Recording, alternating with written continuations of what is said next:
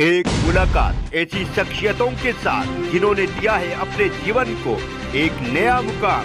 रूबरू कराएंगे ऐसी कुछ हस्तियों के साथ एक खास शख्सियत के साथ मुलाकात जयदेव पटेल के साथ नंबर 1 इंडिया न्यूज पर। नमस्कार व्यूअर्स, मैं जयदेव पटेल और आप देख रहे हैं नंबर 1 इंडिया न्यूज। आपका एक बार फिर स्वागत है एक खास शख्सियत के साथ मुलाकात प्रोग्राम में। आज हम बात करेंगे अमेरिकी राष्ट्रपति डोनाल्ड ट्रंप की तरफ से बयान दिया गया जिसमें उन्होंने कहा कि 2 अप्रैल से जो टैरिफ है उसको इनके लगा दिया जाएगा। ऐसे में इसका आने वाले समय पर भारत पर क्या कुछ इम्पैक्ट पड़ेगा, यही तामुद्र बात के लिए हमारे साथ खास सामान है federation of Indian exporters organisation के सीईओ अजय साय। अजय साय जी, आपका बहुत स्वागत है आज हमारे प्रोग्राम में। धन्यवाद सर जी। अजय साय जी, आपसे मेरा पहला सवाल है कि अमेरिकी राष्ट्रपति डोनाल्ड ट्रंप के 2 अप्रैल से जो प्रोडक्ट हैं भारतीय उस पर कहीं टैरिफ लगाने वाला जो बयान आया उस पर आपकी प्रतिक्रिया? इनका बयान जरूर चिंताजनक है, लेकिन हम बयान में ये भी देख रहे हैं कि हमारा पहले ही से अमेरिका के साथ बातचीत चल रही है। और बातचीत में जब हमारे प्राइम मिनिस्टर मिस्टर ट्रंप से मिले थे तो वहां ये एग्री किया गया था दोनों कंट्री मिशन 500 की तरफ वर्क करेंगे, जिसमें मतलब है कि हमारा जो बायलैटरल ट्रेड जो करीब $200 बिलियन है उसको हम 2030 तक $500 बिलियन ले जाएंगे। साथ ही साथ हम लोगों ने बात की थी कि हम ब्रॉड बेस्ड एक जो है पीटीएपी करेंगे यूएस के साथ, बायलैटरल टैरिफ अरेंजमेंट भी हम करेंगे। उस अरेंजमेंट में हम दोनों एक दूसरे के साथ जो एक दूसरे की ट्रेड की जो कठिनाइयां उनको डिस्कस करेंगे और हमारा जो टैरिफ का इश्यू है वो आपस में डिस्कस करेंगे। तो जब हमने डिसाइड कर लिया है कि ये फॉल ऑफ 2025 तक, दैट मींस सितंबर अक्टूबर तक हमें फाइनलाइज कर रहे हैं, तो ये जो स्टेटमेंट आया है वो मेरे को लगता है कि इंडिया को जरूर मेंशन किया है, बट इंडिया उससे प्रभावित नहीं होगा क्योंकि हम ऑलरेडी कंस्ट्रक्टिवली यूएस के साथ इंगेज्ड हैं। जी। अजय साय जी, अगर हम बात करते हैं तो अमेरिकन टैरिफ लगाने की जो बात करी है वो कहीं कि भारत पर दबाव बनाने की कोशिश भी है, क्योंकि भारत अमेरिका का व्यापारिक साझेदार भी है। देखिए ये ट्रम्प जी इस तरह की बयान अक्सर देते रहते हैं और एक तरह से ये निगोशिएटिंग पोस्चर भी होता है कंट्रीज का कि हम 2 अप्रैल की बात कर रहे हैं, आप जल्दी कीजिए, कुछ हमें और concession in the meantime दे दीजिए। तो एक निगोशिएटिंग पोस्चर भी हो सकता है, लेकिन ये देखना होगा जब हमारी लीडरशिप मिली थी और उसमें ये ऑलरेडी डिसाइड हो गया है कि हम दोनों वर्क करेंगे और फॉल ऑफ 2025 तक ये पीटीएफ फाइनलाइज करेंगे।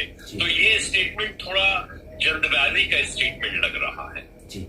अजय साय जी, अगर हम बात करते हैं भारतीय उत्पादों पर टैरिफ बढ़ाए जाते हैं तो इसको लेकर के federation of Indian export organisation जो है उसका आकलन क्या कहता है? देखिए, पहली बात किसी को नहीं मालूम कि हम रेसिप्रोकल टैरिफ की बात कर रहे हैं, तो वो रेसिप्रोकल टैरिफ कंट्री पे एक टैरिफ आएगा, जैसे मैक्सिको या चाइना के ऊपर एक टैरिफ लगा है, या प्रोडक्ट के ऊपर टैरिफ लगेगा या सेक्शन के ऊपर टैरिफ लगेगा। अभी इसमें कोई क्लैरिटी नहीं है, लेकिन हम ये भी देख रहे हैं कि जब हम एक तरफ से बीटीए एग्रीमेंट की बात कर रहे हैं तो इंडिया उसमें चाहेगा कि हमारे जो प्रोडक्ट, हमारे एक्सपोर्ट प्रोडक्ट जो हमारे इंटरेस्ट के हैं, हम यूएस में उन पे कम ड्यूटी करा सकें या 0 ड्यूटी करा सकें। अमेरिका भी जो अपने प्रोडक्ट ऑफ इंटरेस्ट है उस पे वो 0 ड्यूटी या कम ड्यूटी कराने की बात करेगा।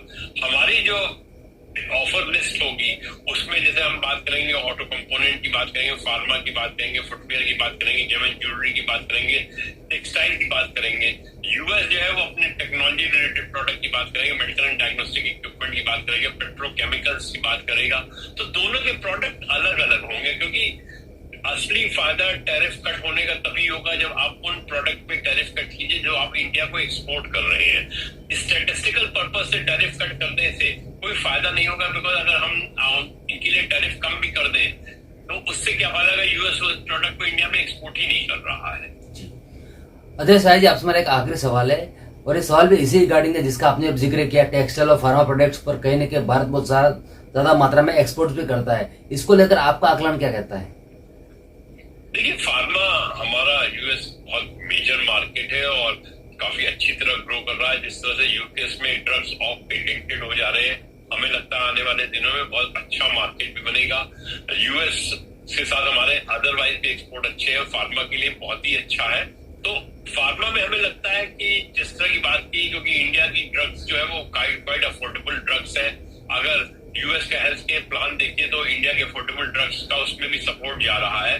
तो फार्मा सेक्टर हमें नहीं लगता कि उसके ऊपर कोई इफेक्ट आना चाहिए, क्योंकि हमारा फार्मा सेक्टर एक प्रायोरिटी सेक्टर है। मेरे को लगता है नेगोशिएटर्स हमारे यूएस से नेगोशिएट करेंगे तो फार्मा को एक प्रायोरिटी सेक्टर करके उसमें वो बेनिफिट लेंगे और यूएस जो है अपने प्रायोरिटी सेक्टर में बेनिफिट लेगा। क्योंकि अदरवाइज अगर हम टैरिफ की बात करें तो फार्मा के ऊपर टैरिफ आ सकता है, क्योंकि यूएस में फार्मा पे टैरिफ कम है और इंडिया में फार्मा के ऊपर टैरिफ ज्यादा है। लेकिन जब निगोशिएशन होगा तो एप्पल वर्सेस एप्पल का निगोशिएशन नहीं होगा। हम अपने प्रोडक्ट इंटरेस्ट के देखेंगे, यूएस अपने प्रोडक्ट ऑफ इंटरेस्ट देखेगा। जी अजय शाह जी, आपने हमारे लिए समय निकाला और महत्वपूर्ण जानकारी हमारे साथ साझा करी, उसके लिए आपका बहुत बहुत धन्यवाद।